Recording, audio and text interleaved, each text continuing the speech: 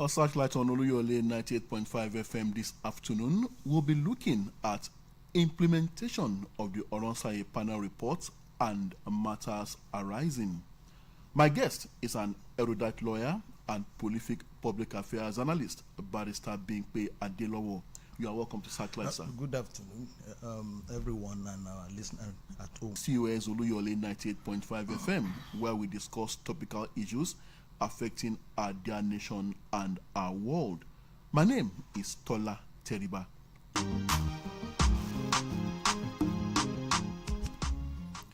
Now to business, and Barrister Adelowo, do you think it took so long for a major decision to be taken on its recommendations?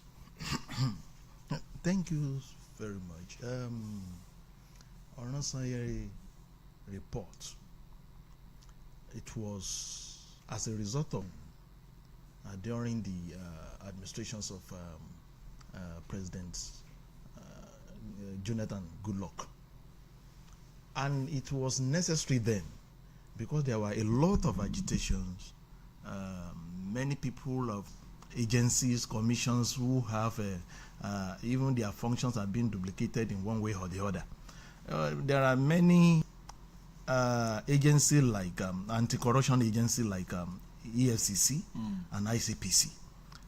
Practically, we can just draw a thin line of differences there, where EFCC talking about financial crime and economic crime.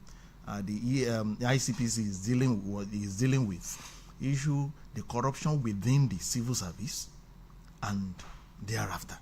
But when you look at all this, even the Code of Conduct Bureau serve the same function that the ICPC is serving. So, and then merging these agencies together. Number one, with court cost. Number two, it will help us to avoid duplications of functions, whereby you can see there was a time where you will see two agencies fight over. We normally play politics with a lot of recommendations. In the past, you know that we have a lot of reports like that are supposed to shape and restructure our system and to make the system function the way we expect of it, is expected of it. But what happened? Maybe because of one thing or the other, people within the government and all this cabal, what have you, they thought implementing such report, we hinder them in their own pursuit within the government, or many of them who have ambition to contest for one post or the other, that can hinder them. So, and we can also think about maybe there will be a persuasion from different quarters not to implement such report, but nobody will ever say the reason behind abandoning such an important report as Oronsaye report. So, in all, we discovered that when one should also suspect certain things, because it is very ill-timed. This period, of course, it's ill-timed. It's good when we implement it, but it's I want to see it as a diversionary measure. I mean, the tactics engaged by this government to make sure that it causes distractions on the agitation that the masses have in terms of the hardship, the society is facing now. Because at this time, the concern of labor that many people will lose their job, it is there.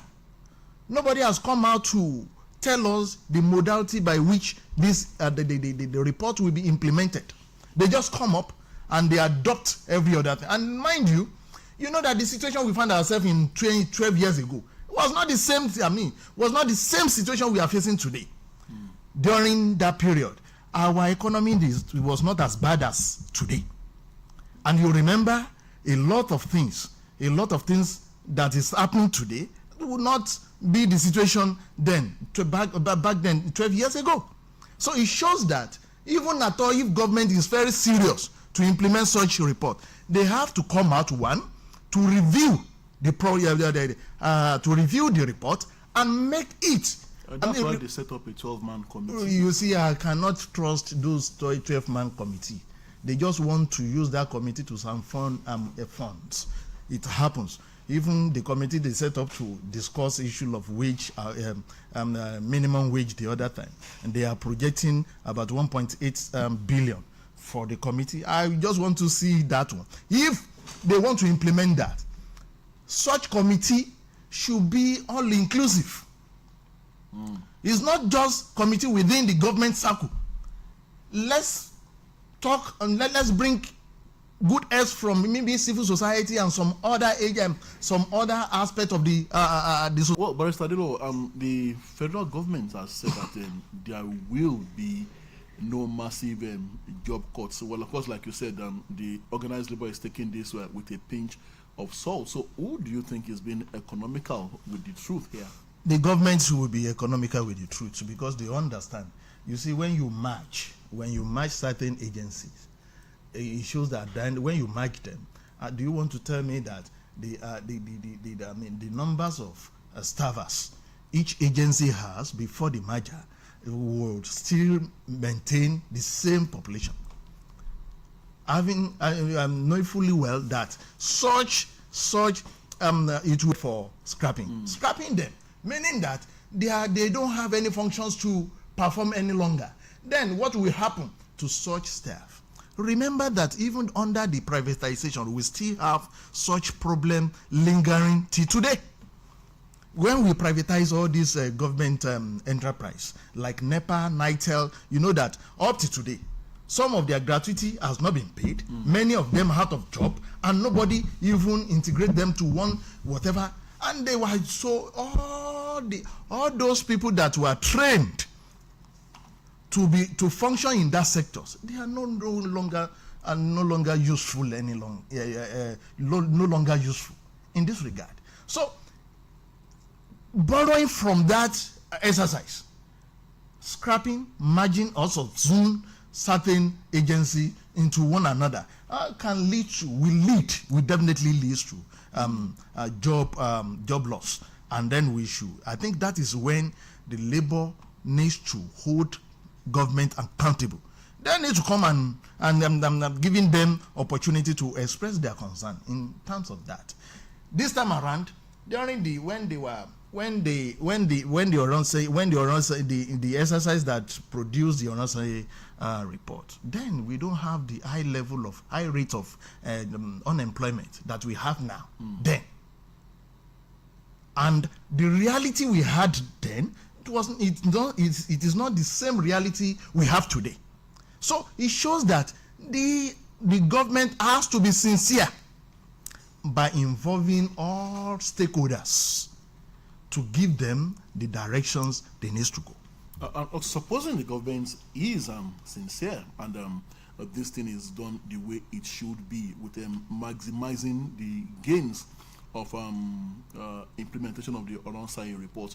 Now, another fear that I have personally, don't you think the merger of major agencies of government set to have overlapping functions would still eventually whittle down the functional effectiveness of the final emerging agency, where the functions and responsibilities become vast and overwhelming, even with the possibilities of available in the high-tech deployment to these agencies? I don't want to think in that way, because one thing I know that anyone that wants to restructure, for instance, if you want to restructure a company or a particular organization, and whereby you scrap a particular department and some other thing, and then bring their functions under a particular, it shows that you must have, you must have had a kind of projections, what you want, the result you want. And that is why I said they have to review. So to review, when they want to implement this, the first thing to do is to review that, so that there won't be any room for redundancy or they are overwhelming that the staffer will not be overwhelmed by whatever function they are performing.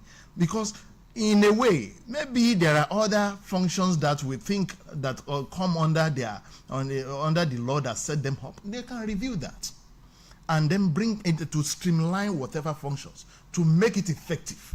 I want to believe that if that they want that the implementation to produce result, definitely we are going to have the efficient system. We are going to have effective system, because it's not about how many people we have. It's about how competent those people that are handling one functions or the other is what we are. How do we have the right people, capable people, mining the right, the different position to give us result? And those are the questions we need to ask the government. Are they ready to do? Are they ready to do? Okay, are they ready to do? And then talking about review, the need for an elaborate review, like you mentioned. I'm also tempted to think that the decision to implement the recommendations of the Olosaye panel was already arrived at, and I'm not sure if there was any engagement with organized labor before the announcement. And the 12-man committee did its work with a robust engagement of all stakeholders even before announcing the implementation of it. That's what I said. The government only using this. You know that the kind of government we have now, the probably government that dwells so much on propaganda. I'm able to say that. Immediately they notice that there is a kind of tension within the society. They try to throw another talking point so that it will divert attention of people from the major things. You know, they want to use that tactics during the AFCON. I don't know whether you get, but thank God that Nigeria lose that in the final. That could have been a talking point again to divert attention of people from the agitations and some other things. The government, I don't want to see that government is so sincere. The hasty adoptions of that report, the report that has been there, the same party in power now, I've seen that report over 8 years, 9 years. And then they've not done anything regarding that. You remember that I don't want to trust this party in power in Nigeria. Even within their party under the President Muhammad Buhari, there was a committee set up headed by El-Rufai for restructuring. Where is that report today? So the problem is how sincere this government is. Only that they are using this point in order to create another talking point to divert attention of people. You know that it was this week that Labour want to go on strike. They started their protest, and then maybe they blackmailed them before they suspended the protest and some other things. So immediately the protest was suspended. They introduced the issue of Olosaye report. And this could also be drawing the attention of Labour. It's like this is something we need to attend to and study very carefully. Very carefully. They want to throw Labour into a kind of imbalance, so that they will have more things to discuss, to delay. You know that they have. Yes, you know that they have this thing. They have issue of minimum wage at hand to discuss. Then when they introduce this one, it will create a lot of problem for Labour. Labour will now be agitating on how to protect the job of so many people now, leaving the issue of minimum wage aside and some other things. They are using this as a propaganda. Right, I'm going a little back in time now to the origins of all this and the seeming reluctance for over a decade to implement the recommendations of the Olosaye report. Now, you mentioned that there might have been some form of persuasion from different quarters as to the reason why the delay in the decision to implement the recommendations. Now, when you said that, I was tempted, my mind drifted to the ethnic issues. Now, there are some of these agencies, these existing agencies, that seem to be the exclusive preserve the nest and the cocoons of certain ethnic groups, nationalities, yes, ethnic groups, yes, and perhaps implementing the Olasanye report in all this while would have taken that away from them. Yep. And so, if indeed this is the case, are those realities still not there? They are still there, and that is why I know that this will throw up a lot of controversies and on the dealings. Because there might not be enough to go around again eventually. You see, we're only deceiving ourselves in this country. Let me quickly mention this. Even the issue of some of the agencies that look at that has ethnic correlation, we still have them. The more the National Assembly legislates and pass certain law to correct some ills within the society, they create agency, commission to back it up. I don't know whether you get that. So the more you scrap and the legislation go on, the more you create another one. We have Northeast, I think Northeast Commission. You understand? Just came up. Southwest is agitating for that as well. Southeast also. So it shows that we are only deceiving ourselves. Rather, I would expect government to do one thing.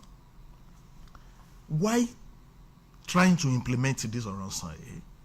First of all, they should review it. Then number 2 is to review even what is directly to the politicians, directly giving the direct engagement to the politicians. Let me mention this. Today, we have about 49 ministers. What I expected to be included in that Onosanye report, to be the additional to that report, is how to streamline the kind of ministries, these 25 ministries. The SS, elective political offices, should be reviewed along, so that to trim them down. They're now talking about Onosanye report that directly affects the masses. All those, because the masses, the common man will lose job there. But what all those agencies, all those board, all those offices that are non-elective political office, nobody is talking about them. And that is where the chunk of money is going. Again, the geo-ethnic questions, Barrister Adilo. 25 ministers, how do you take care of the entire country? You see, that is why we have to restructure. It is not necessary that we have even up to that 25. Now, we have 6 geopolitical zones. 6 geopolitical zones, we have at least 6 minister per each zone. That's 4 ministers per each zone. That will give us 24. Then another minister for Abuja, making it 25. You are depleting the national cake, and you are inviting less people to the table. You of course, because it is not about the numbers of people, but the quality of people that's manning all these positions. That is why we have a lot of incompetence. Ordinarily, I want to ask, each agency has their board. What is the functions of the board? What is the result that we have from all these agencies? Rather, we use those boards to embezzle monies. And those boards are occupied not by technocrats, not by expertise. They are not by experts, but they are occupied by politicians. Those that help maybe the government of the day, whoever that has emerged as whether governor or president, to at least to compensate them for whatever role they play in their emergency. So it shows that all those things has to be reviewed. If you have agency, why must we have board outside? Outside, those members of that board that have no expertise, nothing to contribute. You know, we are doing a lot of things that's so funny in this country. Then you have board. Then later on, when that agency wants to perform a particular functions, they now go, they now outsource the consultants. Consultants should not perform that role. It should be the board that, chart a particular path for that where the core staffs or core management of that agency could not perform. Then it is expected of the board to rise to the occasion and to supply, to give them ideas on what to do. I mean, that's why they are there. That's why the board is there. You can discover that hardly you will find people with right competence to man all those things. Well, the board may also be there to check the excesses of some of these agencies. The leaders, the headship can be very powerful. I want to say this, that is why we have ministers. Oh. The ministers, at least each commission or agency function under a particular ministry. Why do we duplicating offices? Well, something close to what you have said about Mr. Adilo, the respected legal icon Femi Falana, SAN, has told the federal government to look elsewhere if it wants to cut the cost of governance. For instance, there are suggestions that such moves should start with the political class, especially the National Assembly, that seems to go up so much of the nation's resources. What do you think? Yeah, that is, and I align myself with the positions of the learned sick, because that is where I'm flowing from.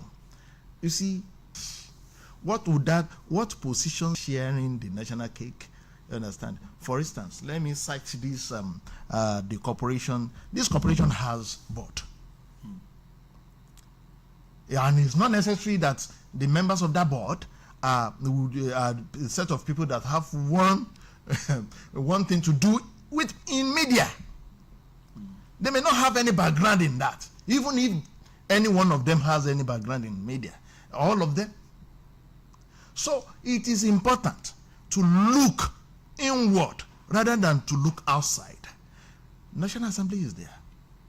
I told you the other time that any law that the National Assembly pass to correct any particular situation, they will create agencies that will oversee it. So the more we scrap, the more another one is coming. So it shows that the National Assembly itself has to be trimmed down. They have, each of them, for instance, each of them has, by the provisions of law and whatever, by provisions of whatever standard, they have aides. They have special advisors. And all these 8 special advisors are being provided for.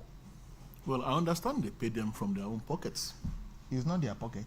They factor in the pay of all those special advisors, all those 8, into their remuneration. Taking it out. So, and then how do you sure they also even utilize that money to cover those expenses? And that is why they are in money, collecting over 30 million every month. You know what that amounts to in a year? And they should start, even there should be a provision whereby the senator, National Assembly members will not will not live a certain lifestyle. Thinking of the kind of car, bullet-proof car, vehicle they use. Oh, they said the roads are bad. And they need whose problem? Who at fault? Are they not the one that's supposed to check the executive to be alive to their functions, to fix our roads? It's also not safe in some parts of the country. So is their problem. Why are they running from their own their home problem? They are running from the problem they've already created for us. The certain amount of money, I mean, the huge amount of money they spend on themselves, make our road backs, make a lot of infrastructures to down. We can't increase our level of our infrastructures again. Even those infrastructures we have, they are not the deputy Speaker of the House of Representatives, Benjamin Kalu, recently said that what they are taking now, that you are describing as among us, is not even enough to meet their needs. And I wonder. And what is their need? It is not for them. They have needs like every other Nigerian. I want to say, what is their need? Their need they are there to serve us. What is their need? They are not the one to fix the road. It's the executive to fix the road. They are not the one to supply us electricity. It's the executive that will work out modality how the electricity should be supplied. So I count that one as a flimsy excuse. They thought maybe we are fools. That is why they told us, they are not telling us that even their take home is not enough for which kind of work they are doing. Is it not the same thing we are doing? What you are doing, Mr. Tola, what you are doing, even is better than what they are doing. Every day you will sit down to make sure the system, which the staffer here will sit down to ensure that they give masses a kind of information they need to know. How many times these people came back from Abuja, at least to engage their constituents and to give them the necessary information and taking feedbacks from them and take that feedbacks back to Abuja to legislate on. What is that function they are performing? Is it not just to sit down? So if you were to have an input tailored along these lines from which National Assembly, would you recommend? I would recommend the unicameral assembly. A single parliament. A single parliament. I will just recommend a single parliament, and then send whoever back to their region. Few people. It's not necessary that we have 109 representing the entire country.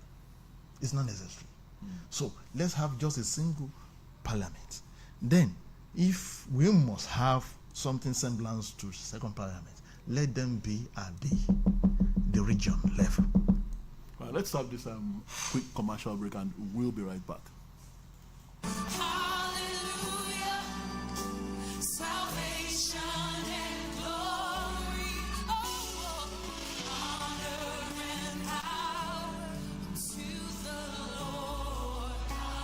Another leap year is here with its significance indelibly written on our hearts. A time to specially remember our beloved husband, father and brother, late Dr. Abiodun Omotayo Oguntunde, who was an associate professor in the Department of Food Science and Technology, University of Ibadan. He answered the heavenly call on the 29th of February 1996. To say the least, we were devastated. But because the Lord is with us, today, 28 years later, all we have to say is, Baba Eshe Eku Itoju wa, Ibama Shepe Ani Jesu Loluwa, Ogun Aye Ibabore.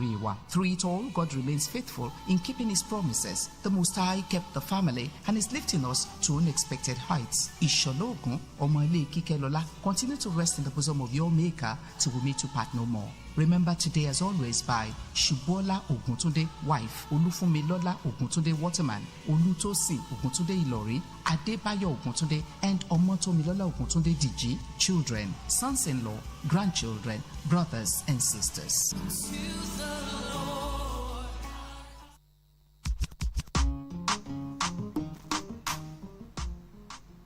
All right, glad to know you are still there, and the program is still Searchlight on BCS Oluyole 98.5 FM, and we've been discussing implementation of the Oronsai panel report and matters arising. My guest is an erudite lawyer and prolific public affairs analyst, Barrister Binkwe Adelowo. Barrister Adelowo, how can the Oronsai panel recommendations help fight corruption? If well implemented and then with all sincerity, and they don't play politics about it, and if it is well reviewed, it will help in coping corruptions, because number one, it will block a lot of loopholes, because these agencies, these commissions, these parastatals created a lot of loopholes whereby the corruption thrived.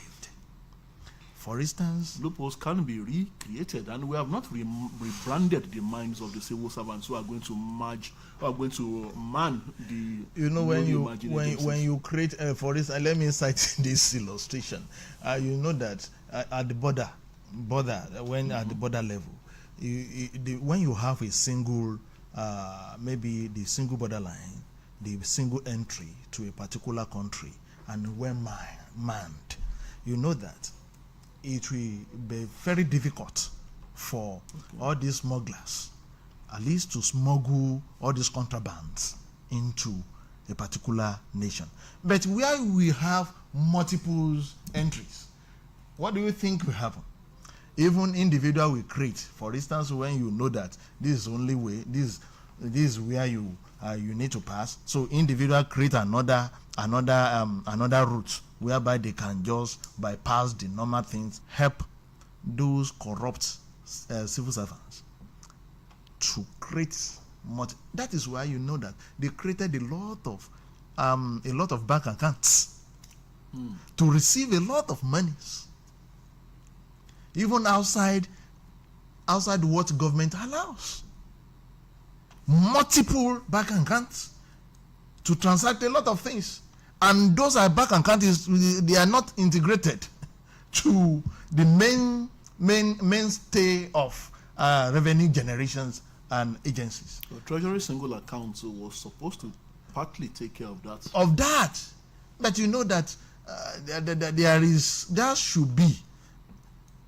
But how do we undo that? How government undo it?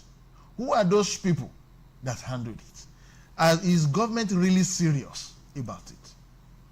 Because I want to believe that not all money that go into single treasury accounts that are being declared. They have a way. Even apart from single treasury accounts, they still have some other accounts. And I think sometimes last year or something like that, a kind of exposure came out to show that certain ministry or certain agency run another account apart from the normal accounts. Again, the directors and a lot of things like that. Problem of corruptions. But when we have fewer of them, so we'll be able to know which one that we need to focus on. That at least we will not depleted much effort, much energy on too many. We don't have that capacity to man a lot of agencies. So with the little one that we have capacity, of course, if we have capacity, we're supposed to have capacity to man every one of them. But because we refuse to have capacity, of course, this era of technology, ICT, that's supposed to help us in fighting corruptions. But what do we see? Government will look away and allow. And you know one thing, those people that help in making the corruption to thrive, they are politicians called to man one position or the others, join together with civil servants. I wanted to say that the politicians also said that the civil servants teach them how to steal. Oh, but they also have mind to teach and to steal.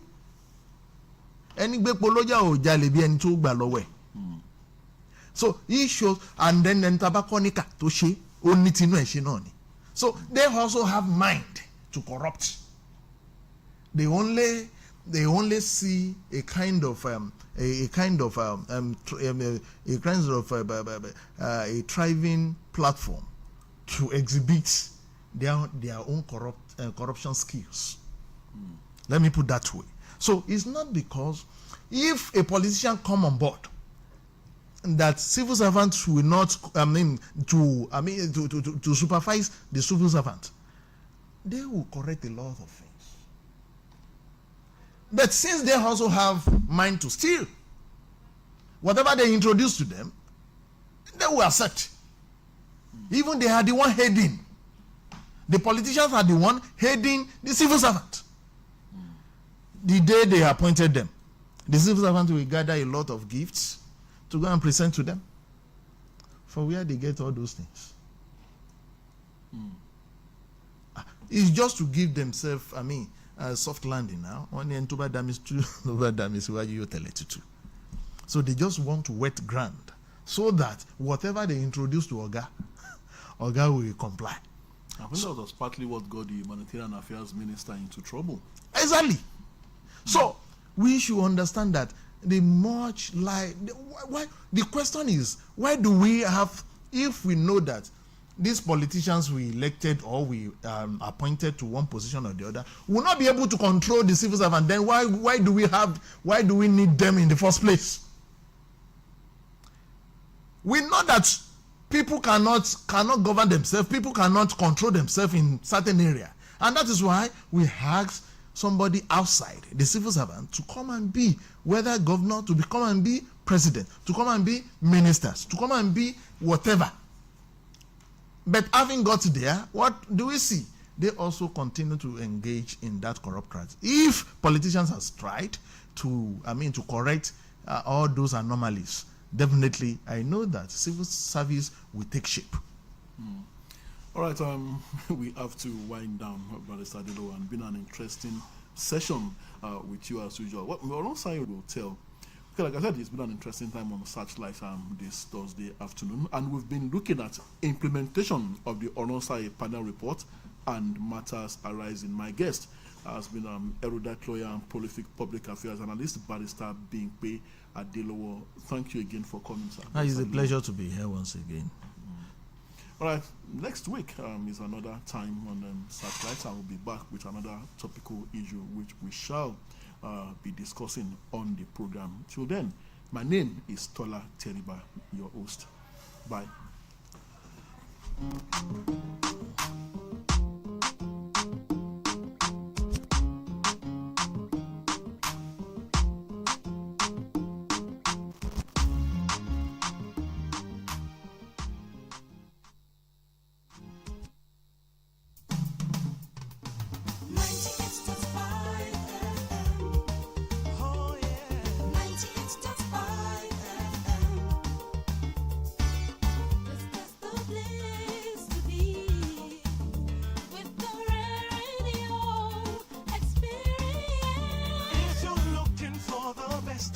Sports and entertainment, we got everything you need and so much more, yeah. 98.5 FM, Oluyole.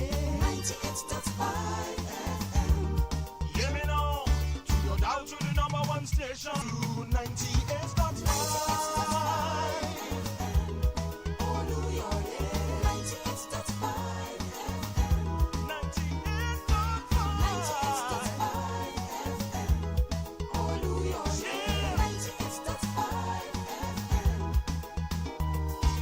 98.5.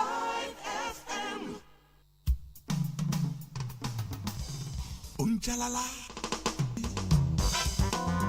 Kò ì tètò tó ń retí ròyìn ní Yùngbà 98.5 FM ìkòkò ọbẹ̀ fún gbogbo ẹlẹgbẹ́ tó kù máa gbọ́ lọ. Ramadan ti dé oṣù àpọ́nlé kú àbọ̀ ilé akéde lórí Tabasọ̀rún ló ń kí gbogbo wa. Marhaba bikun ya Ramadan oṣù ìkẹ́ tún dé gbogbo mùsùlùmí a kú àmójúbà rẹ̀ gẹ́gẹ́ bí ìṣe wa lọ́dọọdún a tún ti pìyàmọ́ ètò rẹpẹtẹ sílẹ̀ nílé akéde oríta Basọ̀rún Ìbàdàn Olúyọ̀lé FM 98.5 tó fi mọ́ BCOS TV àti rédíò àti tẹlifíṣọ̀n gbogbo ẹ̀ ló wà lójú kan nílé akéde oríta Basọ̀rún Ìbàdàn pẹ̀lú ọ̀kan òjọ̀kan ètò lákòókò oṣù àwẹ̀ yìí bẹ́ẹ̀ ṣe ń fẹ́ ló ṣe wà ńlẹ̀ la ṣe wá ń pè lẹ́gbẹ́lẹ́gbẹ́ lọ́gbàlọ́gbà gbogbo díìnì gbogbo ìyá súnà tó fi mẹ́yìn bàbá ẹ̀sìn gbogbo láti wá mẹ́wàá wọ́n sì já ìṣẹ́jú márùn-ún gbogbo ẹ̀ owó péréte lẹ máa fi ṣiṣẹ́ ládàá nínú oṣù àwẹ̀ Ramadan tọdún 2024 yìí nílé akéde oríta Basọ̀rún Ìbàdàn ẹ yọjú sálága ìgbìmọ̀ Ramadan ọdún 2024 ní room 9 ilé akéde oríta Basọ̀rún àbíkẹ́ máa pe àwọn ẹ̀rọ ìbánisọ̀rọ̀